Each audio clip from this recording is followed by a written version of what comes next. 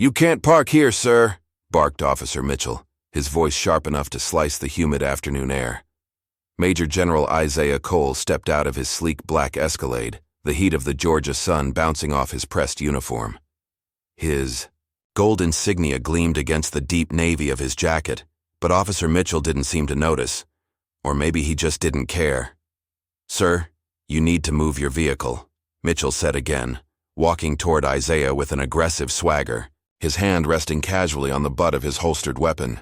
Isaiah's face stayed calm, decades of battlefield patience stitched into every muscle of his body. He offered a polite nod. "This is a reserved government space," Isaiah said, his voice even, his southern drawl soft but firm. "I have a meeting upstairs."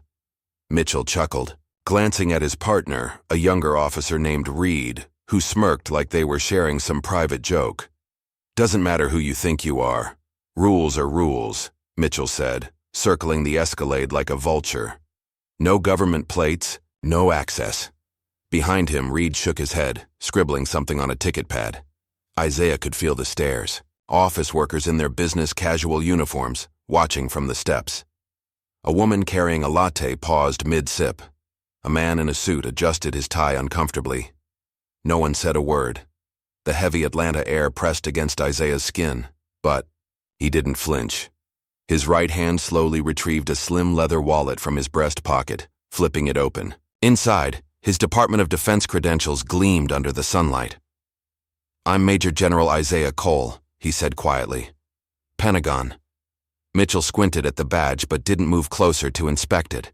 Instead, he snorted like he smelled. A bad lie. "Anyone can print up some fancy badge these days," Mitchell said with a half smile. "Nice try, though." Reed laughed under his breath, tearing the ticket off the pad and slapping it roughly onto the windshield. "Move the car, or we'll tow it," he muttered. Isaiah held the silence between them like a stone in the palm of his hand, heavy, deliberate, unmovable. He took a breath, deep and steady, the kind of breath a man takes when he's about to walk into battle. Then, with an almost imperceptible smile, he nodded. "All right," he said. "I'll make a call." Mitchell smirked like he'd just won some personal war. Isaiah stepped aside, lifting his phone with slow, deliberate movements. His thumb hovered over the screen for a second before tapping a single number. The call rang once. "Colonel Hughes," a crisp voice answered on the other end. "This is Major General Cole," Isaiah said, his tone slicing through the thick watching crowd like a blade. "We have a situation at the Atlanta office plaza. Parking enforcement issue. Need immediate review of contracts associated with on-site security." There was a brief, stunned silence. Even through the phone, the urgency shifted. "Understood, sir," Hughes said quickly. "Stand by." Isaiah hung up and slid the phone back into his pocket like it was nothing more than an afterthought. The plaza around him seemed to grow quieter. Even the breeze stilled. Mitchell and Reed exchanged a glance, suddenly less sure, sensing something shifting, something they couldn't name yet. Isaiah didn't look at them again. He adjusted the sleeves of his uniform with a slow, precise motion, and headed toward the glass doors of the building, each step echoing against the polished concrete like a drumbeat. Inside the lobby, a woman in a navy skirt suit rushed toward him. "General Cole, I'm so sorry for the confusion," she said, breathless, already holding out a visitor badge. Her eyes darted nervously past him toward the officers still standing dumbstruck outside. "We were expecting you." Isaiah gave a small, polite nod but said nothing. He clipped the badge to his lapel and kept walking, his polished shoes clicking steadily against the marble floor. Behind him, the plaza buzzed back to life. Whispers floated like pollen in the heavy summer air. "Did you hear what he said?" "Was that guy a general? What's going on?" Officer Mitchell shifted uneasily, scratching the back of his neck. Reed fidgeted with his ticket pad, tearing off another sheet just to have something to do with his hands. Neither noticed the black government SUV that pulled up quietly across the street, its tinted windows hiding the sharp eyes inside. Neither noticed the man in the back seat lifting a secure phone, dialing another number, his voice low and serious. "Yeah, it's happening." Get legal on standby. Back inside the building, Isaiah Cole rode the elevator up to the 16th floor. The metal walls reflecting the strong line of his jaw, the steady calm of his gaze. He had come here today to discuss defense contracts, budgets, logistics. Now he had a different mission, to show these men and everyone watching what real power looked like. Quiet, patient, unstoppable. The elevator dinged. Isaiah stepped out into a sea of suits and lanyards. Conversations halted. Heads turned. Eyes widened with recognition. And across town, in a secured conference room at Fort McPherson, a red folder labeled Security Vendor Review, Priority, slid across a long mahogany table, a Pentagon seal stamped. Across the front, the gears of justice had begun to turn, not with shouting, not with threats, but with the steady, unstoppable weight of quiet power moving through the right hands. And back in the plaza, Officer Mitchell finally checked his radio. Chittuo. Dispatcher's voice crackled through. All units, be advised. Major General on site. Immediate stand-down. Mitchell's face paled. Reed looked sick. It was too late. The story had already begun writing itself, and it would not end well for them.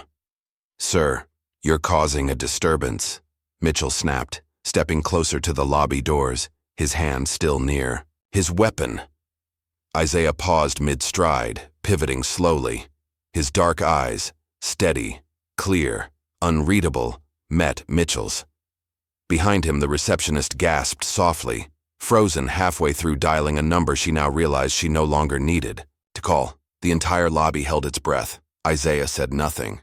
He didn't need to. His silence filled the space thicker than any argument could. Mitchell, chest puffed, glanced around. He could feel the weight of the stairs now. Office workers, security guards. Even the barista at the corner cafe had put down his milk frother to watch. But ego is a heavy anchor, and Mitchell's feet were already stuck. I'm giving you a lawful order, Mitchell barked louder, trying to reclaim control that was slipping like sand through his fingers. Step outside, or you'll be detained. There it was, the threat. Isaiah didn't move, didn't blink, didn't even raise his voice. He simply turned, as if Mitchell were nothing more than a gust of wind he had already decided to walk through. Across the street, the black SUV doors opened. Two men in plain suits but unmistakable government posture crossed toward the plaza, earpieces coiled tightly against their jaws. Their movements were sharp, focused, like blades unsheathed quietly under the noon sun. Mitchell noticed them a second too late. One of the men, tall, sandy-haired, the faint outline of a military ID flashing at his belt, addressed him directly. Officer Mitchell, the agent asked calmly. Mitchell straightened, trying to pull rank he didn't have. Yeah? You're requested to stand down immediately, the agent said, voice low but loaded with authority. Security matter. Mitchell's mouth opened, closed, then opened again. Reed shuffled back toward the cruiser, face pink and sweating, his earlier smirk gone like it had never existed. By who? Mitchell challenged weakly. The agent only nodded once toward the glass building. Toward Isaiah, who was already walking away, the soft gold on his shoulders catching the sunlight like fire. The realization hit Mitchell like a slap. He hadn't just yelled at some random driver, he had humiliated a major general. At a federal government building, in front of witnesses, while on contract security duty under review. The SUV agent stepped closer, lowering his voice. And Officer Mitchell, he said almost gently, you might want to call your supervisor, immediately. Mitchell stood frozen as the agents disappeared into the building behind Isaiah. In the lobby, the receptionist finally put down the phone. Her hand trembled as she buzzed upstairs. Inside the elevator, Isaiah stood between two sharply dressed executives, both white, both now looking everywhere but at him. One nervously fiddled with the buttons on his cufflinks. The other coughed into his fist. No one said a word. The air buzzed with a new electricity, though. Not fear, not anger, recognition. Upstairs, the conference room was already full. defense contractors, project managers. A few senior executives from Prevail Security Services, the very firm responsible for hiring Officer Mitchell and his partner. As Isaiah entered, chairs scraped awkwardly. A woman in a blue blazer leapt up, gesturing to the empty seat at Michal. The head of the table. General Cole, she said, voice tight with nerves. Welcome, sir. Please, have a seat. Isaiah moved with the same calm, unhurried grace he had shown outside. He placed his leather folder carefully on the table before sitting. Across from him, Prevail's regional director, a thick-set man named Peter Langston, wiped sweat from his brow with a crumpled napkin. Sir, if there's anything we can assist you with, Langston stammered, any concerns you had with today's arrival. We deeply apologize. Isaiah's dark eyes met his. No apology needed yet, Isaiah said coolly, voice like smooth iron. I'm here to review your firm's conduct and professionalism. We'll let the facts speak for themselves.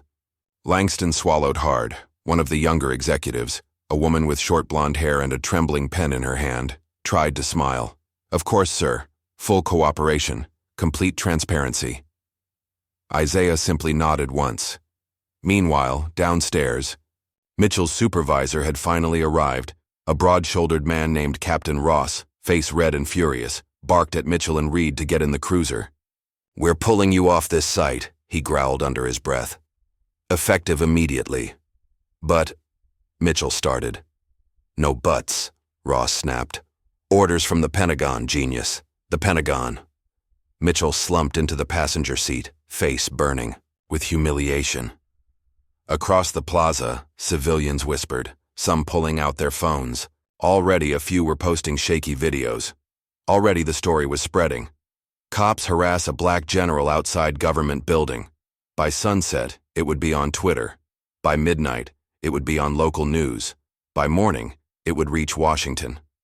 But, in that moment, as their cruiser pulled away under 1,000 unseen stares, Mitchell realized something deeper. This wasn't going to be just about him getting yelled at. This wasn't going to be just a slap on the wrist. Something bigger had been set into motion. Something heavy. And it was coming for all of them. Sir, there's been a complication, stammered the young assistant, clutching a vibrating cell phone, like it was about to explode. Peter Langston, the regional director for Prevail Security, turned from the conference table, his face pale and sweaty. His tie hung loose around his neck as if it were choking him. What kind of complication? Peter hissed under his breath. The assistant's hands shook as she passed him the phone. It's from D.C. It's about him. She didn't dare say the word general out loud. Peter pressed the phone to his ear, plastering on a fake smile for the others in the room. Langston here, he said, voice artificially bright. The voice on the other end wasn't playing along.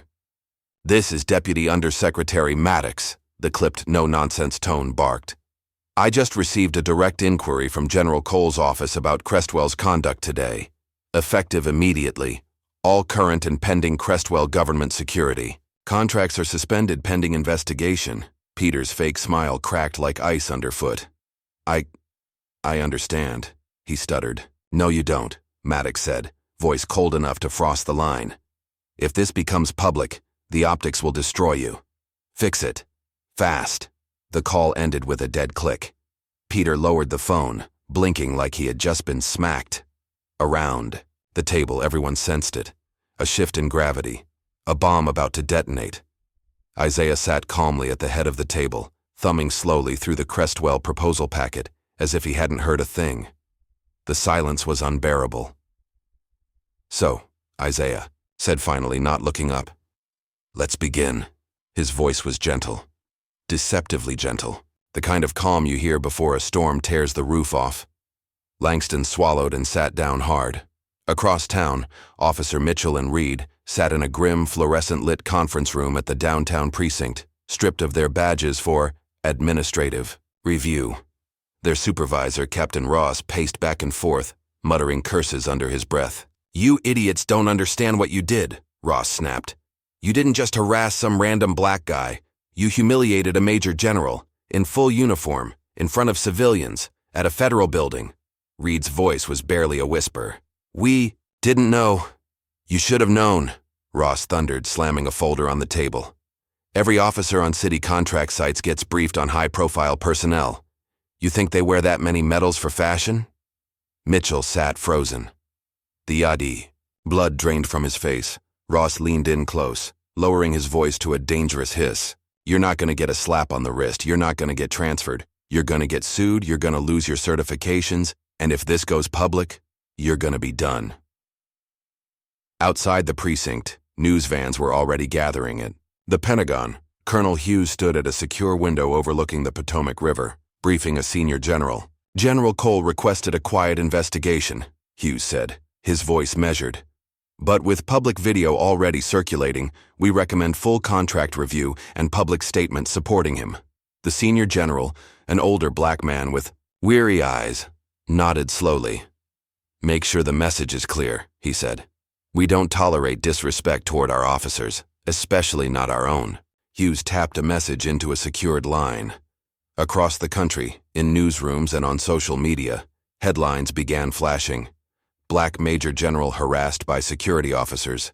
Pentagon responds swiftly. Racism allegations rock private security. Firm in Atlanta. Respect our soldiers' trends nationwide. Back inside the Atlanta conference room, Isaiah finally closed the folder and looked up. His gaze landed squarely on Peter Langston. I read your proposal, Isaiah said simply. It's impressive. Good numbers, strong promises. Peter tried to smile, his upper lip twitching. But numbers don't mean much, Isaiah continued, his voice soft, but sharp as a blade sliding from its sheath. If the culture behind them is broken. Peter opened his mouth, but Isaiah raised one hand, not rudely, just enough to silence the air. When the people you hire can't recognize dignity, Isaiah said, every word dropping heavy into the room. When they default to aggression, assumption, and humiliation, that's not a staffing issue. That's a leadership failure. Langston's throat bobbed as he swallowed. Isaiah leaned back, calm and unshakable, the gold stripes on his shoulders catching the sterile conference lights. And in my experience, Isaiah said, voice like distant thunder, failures at the top have consequences. A heavy pause. Then Isaiah stood. He gathered his folder, buttoned his jacket, and adjusted his lapel, where the small American flag pin gleamed like a star over his heart. Good luck, Isaiah said softly. And then he was gone, his footsteps disappearing down the hallway like the last beat of a war drum. Peter slumped forward, head in his hands. No one dared move. Outside the building, Isaiah walked back into the heavy Georgia heat, his stride easy, his expression unreadable. Across the street, reporters were gathering. Across the internet, the story was exploding. Across Crestwell's headquarters in Virginia, panicked executives were scrambling emergency meetings. And somewhere deep inside, the foundations of an old, comfortable power structure, something began to crack, something that couldn't be glued back together again. Isaiah didn't need to shout. He didn't need to threaten. He didn't need to fight. All he had to do was walk, and the walls started falling. Sir, corporate wants answers. Now, barked the voice through Peter Langston's speakerphone, rattling the papers scattered. Across his desk, Peter wiped the sweat from his forehead with the back of his trembling hand. His tie was long gone. His office, usually spotless, looked like a storm had hit it.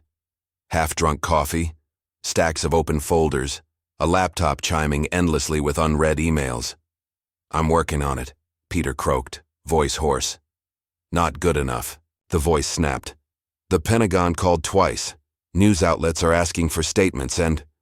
The caller paused, as if the next words physically hurt. They've frozen every pending contract for our entire Southeast Division. Peter gripped the edge of his desk like it might keep him from falling through the floor. But it was just 2 officers, Peter stammered. A parking misunderstanding. Parking, the voice thundered. They humiliated a major general. In uniform, in public, it's a civil rights nightmare. Peter's mouth moved, but no words came out. Fix it, the voice ordered coldly. Or don't bother coming back. The line went dead. Peter stared at the silent phone.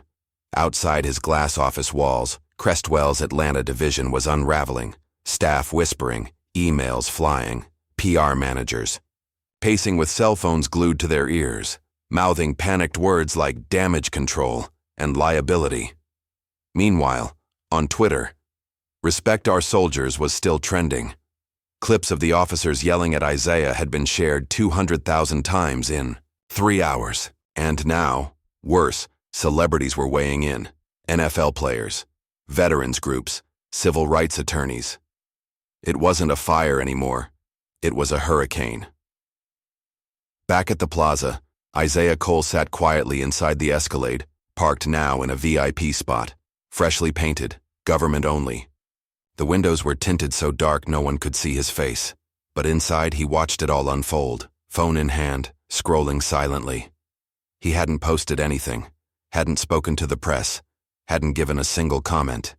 He didn't need to. Truth moved faster when it traveled naked, unpolished, undeniable. A soft knock at the Escalade's window broke the silence. Isaiah turned. It was the building manager, a short, balding man named Marvin Wexler, wringing his hands like a wet towel. Isaiah rolled down the window halfway. "General Cole, sir," Marvin said, his voice tight with panic. We've terminated the security officers responsible for the incident immediately, and we're fully cooperating with the Pentagon review." Isaiah's expression didn't change. Marvin licked his lips.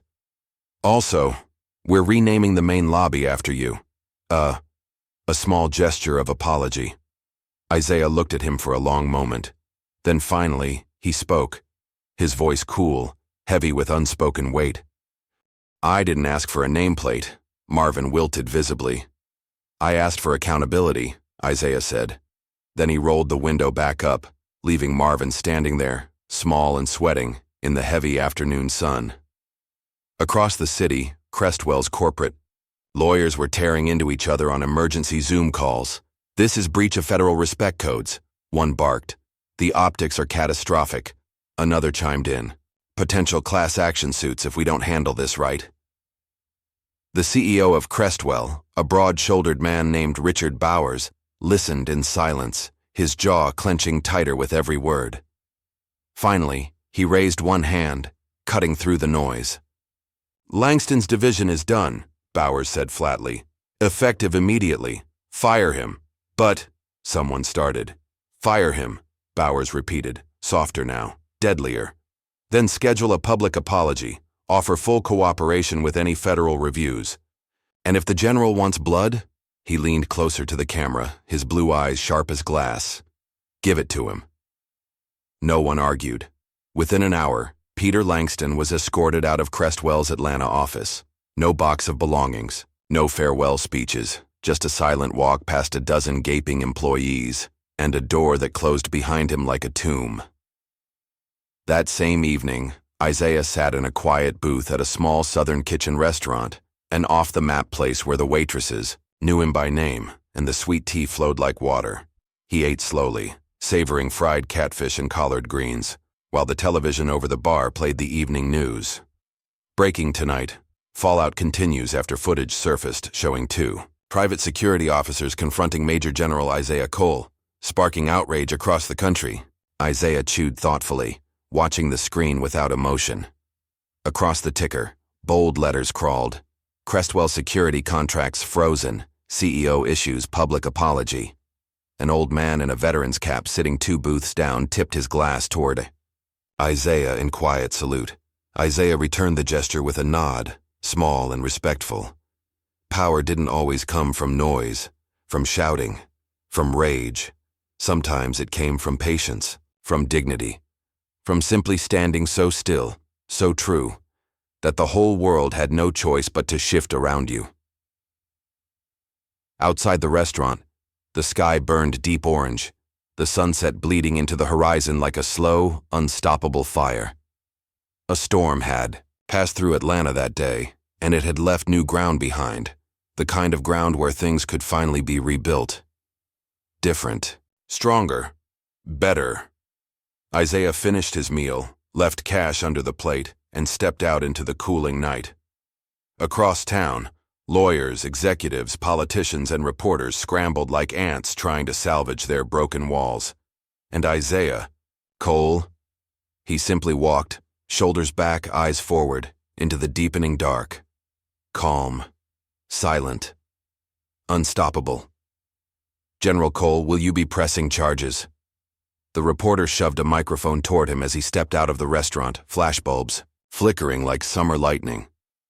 Isaiah Cole paused on the sidewalk, the warm night air brushing against his uniform. His face, steady and unreadable, caught the pulsing glare of the cameras. News vans lined the curb. Civilians gathered across the street, filming with their phones, whispering his name like it carried new weight. He didn't flinch, didn't blink. Instead, he adjusted the cuffs of his jacket and answered in a voice low and even. "I'm pressing for change." A hush fell across the crowd, the reporters leaning closer. "And trust me," Isaiah added, glancing around with a hint of steel in his gaze. "We're just getting started." He didn't wait for more questions. He simply walked, slow, deliberate, through the cameras and chaos, his presence bigger than any headline could capture. The next morning, it was everywhere. CNN, MSNBC, even conservative outlets reluctantly carried the story, though their headlines twisted it with words like misunderstanding and overreaction. The footage from the plaza ran on a loop. Mitchell barking orders, Reed smirking, Isaiah standing silent, calm, dignified. The sun glinting off his badges like a quiet rebuke to every stereotype pinned against him. Across social media, the reaction was volcanic. Veterans posted photos of themselves in uniform with the hashtag "I stand with General Cole." Crestwell's Yelp reviews crashed under thousands of one-star ratings overnight. Petitions calling for Crestwell's contracts to be permanently revoked racked up 500,000 signatures in 24 hours. Back at Crestwell headquarters, the boardroom reeked of sweat and desperation. CEO Richard Bowers slammed a folder onto the polished oak table. "We need a scapegoat," he barked. "Today." The PR director, a tense woman named Sharon Marks, shifted in her chair. "Sir, with respect," Sharon said carefully, "this isn't a scapegoat situation anymore. The public wants systemic change. They're not going to be satisfied with firing a few officers." Richard glared at her. "Then give them both." By noon, a press release hit every major network. Mitchell and Reed, fired. Peter Langston, fired. Southeast Division leadership, suspended indefinitely. Full independent review of company culture and hiring practices, launched. But the damage had already been done. Isaiah's silence, his refusal to shout, to rage, to posture, had made him larger than life. An immovable symbol. A mirror showing America something it didn't want to see. At the Pentagon, Colonel Hughes sat with a team of legal advisors. "We can't touch him," Hughes said, tapping a finger on the table. General Cole followed every protocol, showed restraint, held dignity. "He is the perfect soldier, the perfect story." One of the advisors, an older woman in horn-rimmed glasses, nodded grimly. "He's untouchable," she agreed. "And if we're smart, we stand with him." Loudly. Back in Atlanta, Isaiah sat in his modest home office, overlooking a quiet street lined with old oak trees. A stack of unopened mail sat in a neat pile beside him. Invitations, interviews, speaking requests from civil rights groups, veteran organizations, even corporations desperate to show solidarity. He ignored them all, for now. Instead, he stared out the window, hands folded calmly in his lap. He wasn't after fame. He wasn't after revenge. He was after change. Real change, the kind you build slow, careful, unbreakable. Across the country, the ripple effect spread. Other private security firms began quietly reviewing their contracts. New training modules about recognizing military uniforms, rank structures, and de-escalation were rushed into development. Politicians, sensing the wind, proposed new legislation mandating cultural competency for all public and private security officers assigned to federal spaces. For the first time in a long time, the old machine was groaning under the weight of something real, accountability. Meanwhile, Mitchell sat alone in his tiny apartment, refreshing his email over and over. No job offers, No callbacks, no chances. His face was too public now. His disgrace too viral. He was learning slowly, painfully, what it felt like to be labeled, judged, stripped of dignity in a moment. Isaiah never spared him a second thought. At the same plaza where it all began, workers climbed scaffolding, installing a new sign above the entrance, Cole Federal Plaza, a tribute officially sanctioned by the Department of Defense, honoring General Isaiah Cole's service and his silent stand. The ceremony was set for next week. Isaiah hadn't confirmed whether he would attend. He didn't need statues or plaques. He only needed results.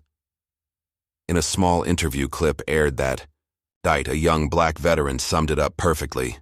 General Cole didn't shout. He didn't curse. He didn't throw fists. He stood there so proud, calm, and made the world see him. That's power. That's change. And somewhere, in a quiet house shaded by oak trees, Isaiah Cole finally allowed himself a small, private smile, not of triumph, but of promise. The fight was bigger than him, and it was far from over. "General Cole, how does it feel to be a hero?" shouted a reporter, her voice carrying over the buzz of the growing crowd. Isaiah Cole adjusted his cap against the bright Georgia sun and ignored the question, keeping his slow, even pace toward the new marble steps of the plaza. The plaza that now bore his name. The plaza he never asked to have named after him. Flags rippled against a sharp blue sky. Local news cameras panned across a sea of veterans, families, politicians, and ordinary citizens gathered to witness the unveiling. On the stage, city officials shuffled nervously behind the podium, holding speeches they hoped wouldn't sound too polished, too rehearsed, too late. Isaiah reached the base of the steps. A young soldier in dress blues, barely 20, stood stiffly at attention. His hand shot up in a shaky salute. Isaiah returned it, crisp, perfect, and nodded once. The kid's shoulders relaxed, and something like hope flickered across his young face.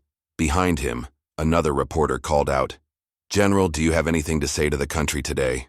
Isaiah paused, one foot on the first step. He turned slowly to face the crowd, his dark eyes sweeping across the faces, some eager, some cautious, all watching.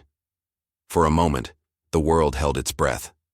Then, in a voice steady as bedrock, Isaiah said, "I was a soldier long before I became a story." No applause, not yet. He climbed the steps in silence, each footfall echoing across the plaza. The ceremony began. Names were read, awards presented. The mayor, a trim woman in a dark suit, gave a polished speech about courage, dignity, and American values. Isaiah stood off to the side, hands clasped behind his back, letting the words wash over him like rain on stone. He wasn't here for the speeches. He was here for the ones standing in the back, the kids who looked like him, the veterans in worn jackets, the everyday people who knew that dignity wasn't something you earned. It was something you never surrendered. Finally, the moment came. A heavy velvet cloth was pulled down, revealing the new gold letters gleaming against the white stone. Cole Federal Plaza. The crowd erupted into applause. Flashbulbs snapped like fireworks. The mayor gestured toward Isaiah to come forward. He took the microphone with a calm, sure hand. The applause died down. For a second, the plaza was so quiet, you could hear the distant hum of cars from the highway. Isaiah's voice carried low and strong across the square. "Respect isn't something you demand. It's something you live. And when it's denied to you, you stand anyway." A ripple moved through the crowd. Isaiah scanned the faces before him. Young, old, black, white, uniforms and t-shirts alike. "Today isn't about me," he said, his voice deepening. "It's about everyone who's ever been told to move when they had every right to stand. It's about dignity. It's about what we do when the cameras are gone." He let that hang for a moment, heavy and unshakable. Then he stepped back from the mic and gave a slow salute to the flag rising behind the stage. The crowd rose to its feet, but Isaiah didn't stay for the handshakes or the interviews. He slipped away quietly, weaving through the crowd like a ghost. In a shady corner of the plaza, he found them. A small group of young black veterans, clustered awkwardly around a bench.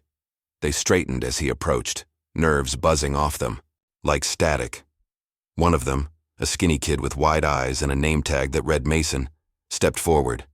"General Cole, sir," Mason said, voice cracking slightly. We just wanted to say thank you. For standing up, for staying calm, for showing them who we are." Isaiah placed a hand on Mason's shoulder. Firm, steady. "Thank you for wearing the uniform," Isaiah said softly. "Never forget who you are when you're wearing it." Mason nodded hard, swallowing against the emotion climbing up his throat. Another veteran, a young woman with tight curls tucked neatly under her cap, stepped up. "Sir," she said, "how do you stay so calm when they don't see you? When they think you're less?" Isaiah's face softened. "You don't stay calm," he said, voice low. "You choose it, every second, every breath. Not because they deserve it, but because you do." The group stood a little taller, a little stronger. Isaiah gave them one last nod and turned back toward the sunlight. Across the plaza, the cameras still searched for him. Across the country, his name still climbed hashtags and headlines. But Isaiah, Cole didn't need the noise. He carried something heavier, something quieter, in his chest. The certainty that real change didn't happen with grand speeches. It happened in moments like this, when young soldiers, standing under a burning sun, remembered that their dignity was not a thing someone else could give them. It was something they already carried, deep, unbreakable, their birthright. Isaiah tucked his cap under his arm, loosened his shoulders, and walked down the steps of the plaza that bore his name, not for the cameras, not for the applause, but for the ones who were still watching, still learning, still standing. The fight wasn't over. It was just beginning. "General Cole, they're waiting for you inside," said the assistant, holding the heavy oak door, open with both hands. Isaiah Cole adjusted the cuffs of his jacket and stepped into the private federal conference room. No cameras here, no reporters, just polished wood, stiff suits, and the quiet hum of power shifting beneath the surface. A long table stretched before him.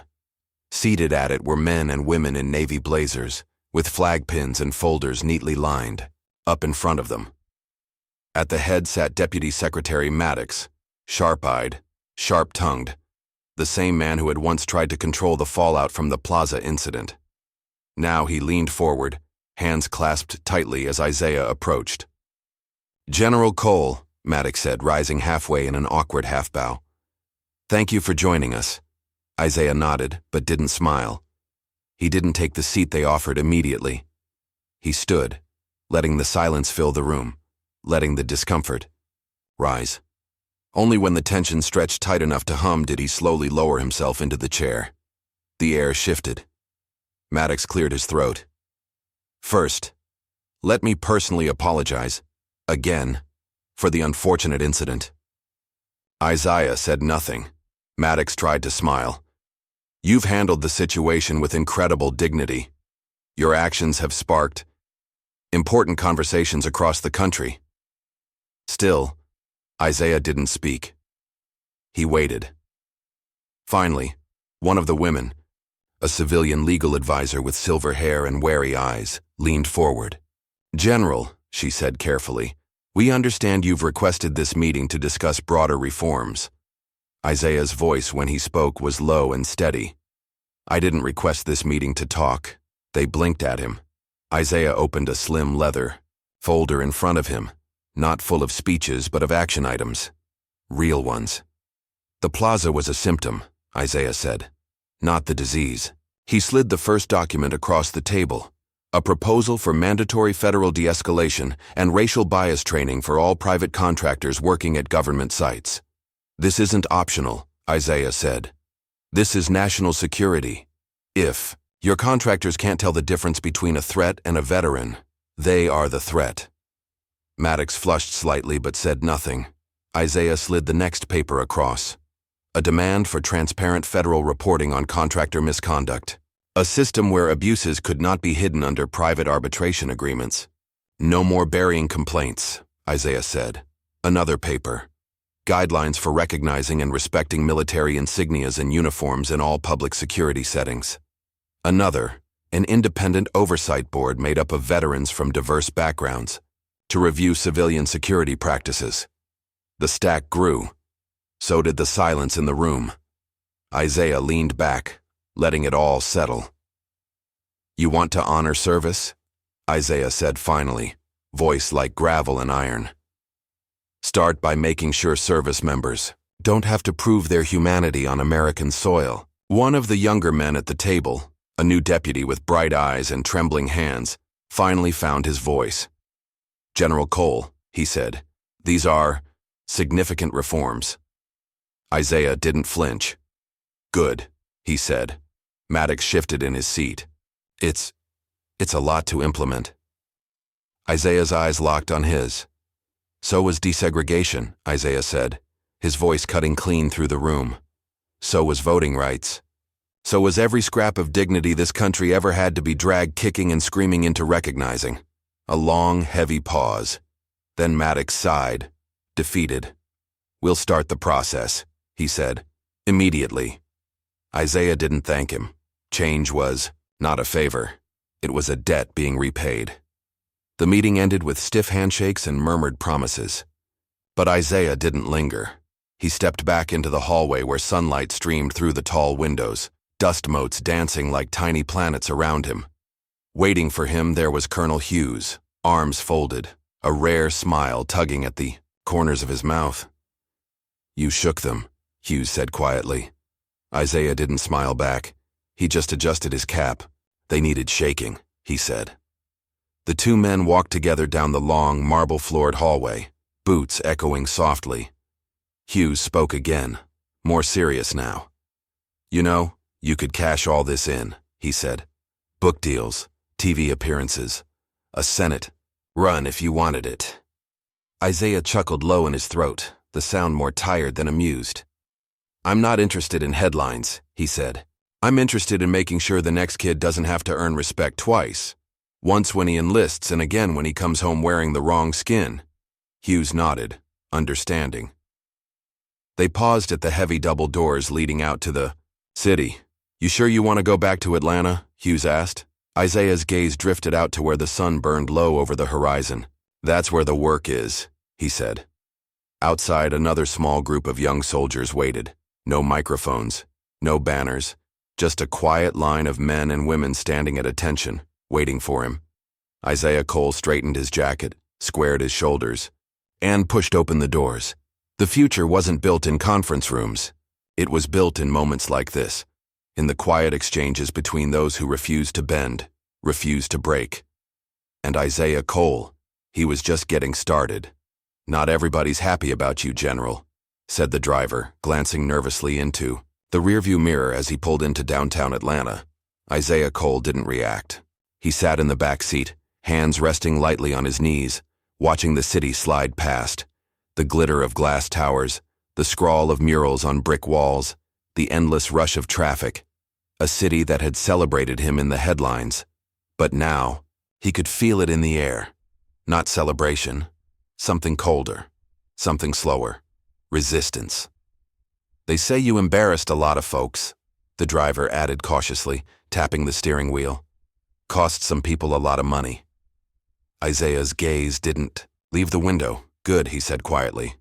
The driver gave a short, nervous laugh but said no more. The Escalade pulled up outside Cole Federal Plaza. The new signage gleamed proudly in the afternoon sun. Fresh flowers lined the steps.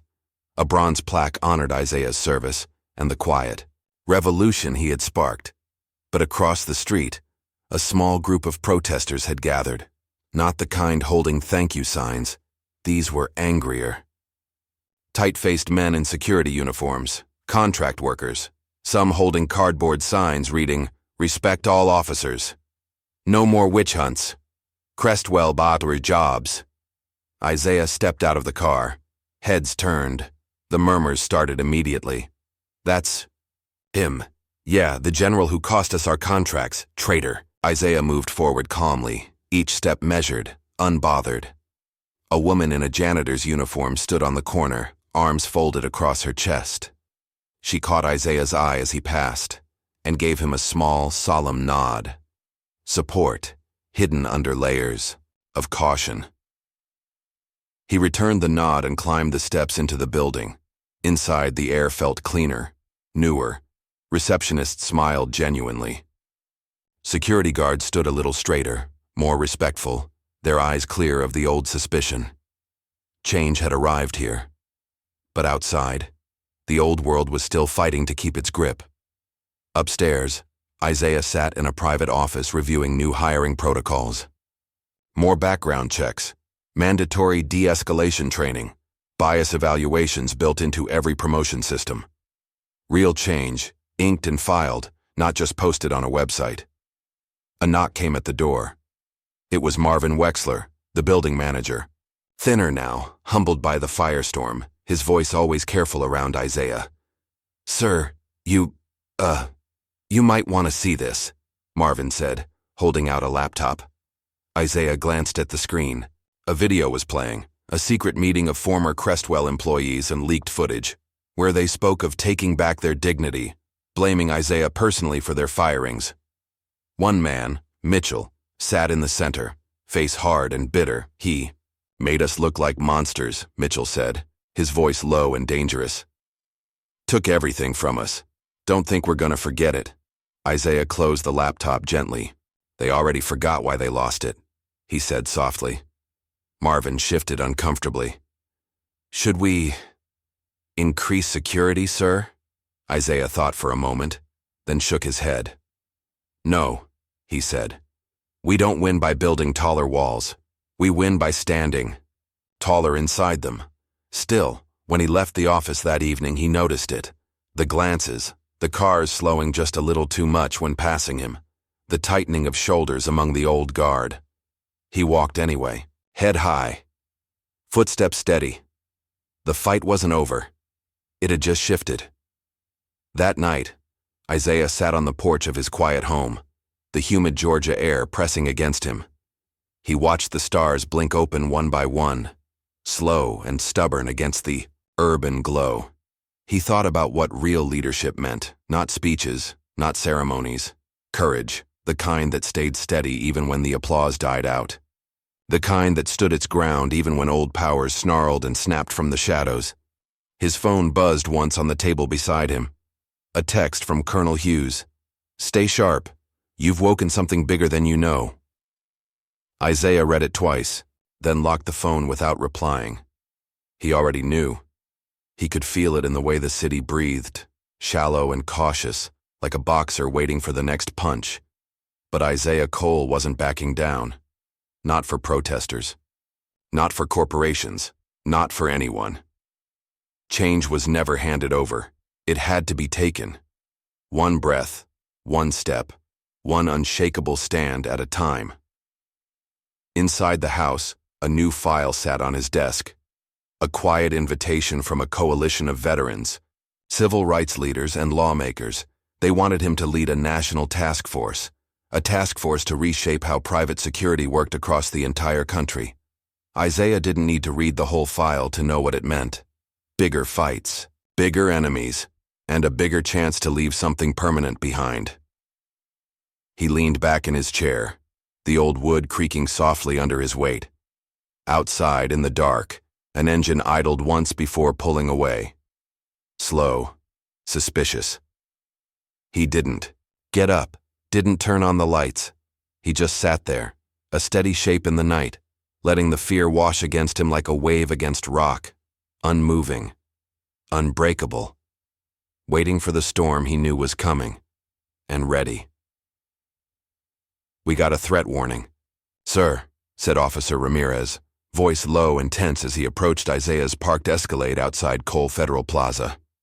Isaiah Cole turned slowly from the trunk of the SUV, where he had been gathering a small stack of folders for the day's meetings. His face stayed calm, steady, unmoved. Ramirez, A young Latino officer assigned to the plaza's new federal security team shifted anxiously. Anonymous tip. Said there's a message coming your way. No specifics. Isaiah nodded once. Understood. He didn't ask for more details. He didn't demand extra guards. He simply straightened his jacket, tucked the folders under one arm, and locked the vehicle with a quiet click. Double patrols around the perimeter, Isaiah said quietly. But no alarms. We walk normal. Ramirez hesitated, then saluted. The man who refused to kneel was just getting started. It's official. The policy passed, said Colonel Hughes, standing quietly at the edge of Isaiah Cole's porch. Isaiah looked up from his morning coffee, the faint Georgia mist still rising off the grass. He didn't smile. He didn't cheer. He just nodded once, the weight of the news settling deep into his chest. Decades of uniformed service. Months of public battles. Weeks of silent, stubborn pushing behind closed doors. And now, real change. Signed, stamped. Law. A federal mandate. Mandatory racial bias and de-escalation training for all security contractors on federal grounds. Independent civilian oversight boards. Uniform and insignia recognition programs. Public tracking and reporting of misconduct open for all to see, not just in Atlanta, not just at Cole Federal Plaza, everywhere. Isaiah set his coffee down and rose from the porch chair, the old wood creaking under him. Good, he said simply. Hughes chuckled under his breath. Just good? You moved mountains, Cole. Isaiah glanced, out over the quiet street. The world didn't look different, but he knew better. Sometimes revolutions didn't come with fireworks. Sometimes they came with papers quietly signed in rooms most people never saw, and walls crumbling without. A sound. Hughes stepped forward, holding out a folder. Inside was a formal invitation. The president himself wanted to honor Isaiah at the White House, Medal of Freedom, highest civilian award in the nation. Isaiah looked at the folder for a long time. Then, with slow hands, he closed it and placed it gently on the porch railing. I'm not in it for medals, he said. Hughes nodded, understanding. You should still go, he said. It's bigger than you now. Isaiah said nothing. He didn't need to. That afternoon, Isaiah drove himself, no escort, no fanfare, back to Cole Federal Plaza. The building buzzed with life. Veterans in crisp uniforms, security officers in new, neatly pressed attire, young interns in sharp suits, eyes bright with belief. Inside, a small ceremony was underway. But not for him. It was for the first graduating class of security officers certified under the new reforms. Isaiah stood quietly at the back, arms folded, as the new director, a black woman named Denise Turner, handed out certificates. Young faces, old faces, all now trained to recognize dignity before they recognized authority. At the end of the ceremony, Director Turner called him up without warning. Ladies and gentlemen, she said, voice steady, the man who made today possible. Applause thundered through the room. Isaiah walked slowly to the stage. He didn't take the microphone. He didn't need to. He just looked out at them, all of them, and gave a small, solemn nod. It was enough. Later, as the crowds drifted away, a boy of maybe 14 approached him shyly. He wore a battered JROTC uniform too big for his skinny frame. His shoes were scuffed, his salute was crooked, but his eyes were steady. General Cole, sir, the boy said, voice trembling. I want to be like you someday. Isaiah crouched to the boy's level, studying him carefully. You be better than me, Isaiah said, voice low and firm. Promise me that. The boy nodded fiercely. Isaiah smiled, a real one this time, and clapped the boy gently on the shoulder as the sun dipped low behind the plaza, casting long gold shadows over the marble steps. Isaiah Cole stood for a moment in silence, breathing it all in. Victory, when it came, didn't feel like fireworks. It didn't feel like glory. It felt like responsibility and hope, and a quiet, steady knowing that the walls built against dignity had been cracked, and someday soon, they would fall completely. As Isaiah walked back to his Escalade, He passed the bronze plaque bearing his name. He didn't stop to admire it. He didn't need to. His legacy wasn't etched in stone. It was walking out of that building. It was in the way strangers nodded to each other now, with a little more respect. It was in the young, the old, the unseen, all standing just a little taller. Isaiah Cole opened the door, slid behind the wheel, and started the engine. No security detail. No flashing lights. Just a quiet man driving himself home under a wide, forgiving southern sky. A man who knew, deep in his bones, that true power was never about being feared. It was about being remembered for how you made others stand.